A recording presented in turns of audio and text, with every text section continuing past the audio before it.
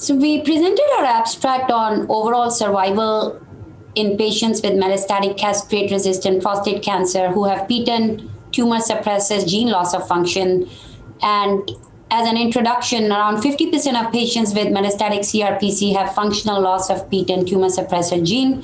Prior retrospective study cohorts in metastatic CRPC patients treated with docetaxel or docetaxel followed by abiraterone showed that PTEN loss of function identified by immunohistochemistry correlated with increased risk of death compared with intact PTEN. And based on national clinical practice data, there's limited information on the prognostic significance of PTEN loss of function identified via genomic testing. So we wanted to examine patient characteristics and survival outcomes by PTEN loss of function status identified by genomic testing amongst patients with metastatic CRPC in the real-world clinical setting. We used nationwide de-identified Flatiron Foundation Medicine CGDB database and de-identified data from approximately 280 US cancer clinics was obtained from patient-level EHR data and linked to genomic data derived from the FMI CGP tests. The study outcome was overall survival rates and mortality risk by PTEN loss of function status from date of metastatic CRPC diagnosis until death or end of study follow-up.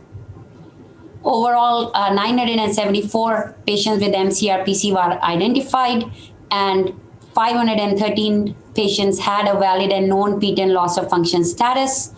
And the PTEN status report date and diagnosis date occurred before death or censoring in 478 patients. And out of these, 458 patients had 2 or more visits in the Flatiron Health Network. We found that 38% patients, that is 174 patients, had a PTEN loss of function in this cohort.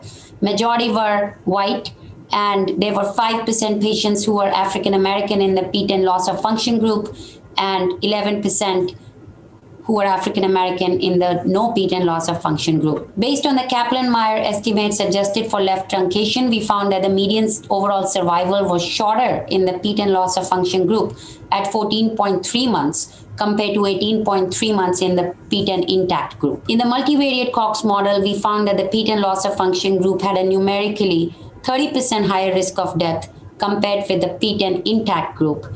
And Black and African American race was associated with increased risk of death, which was statistically significant. Further research is needed to fully understand the interaction of race and PTEN status.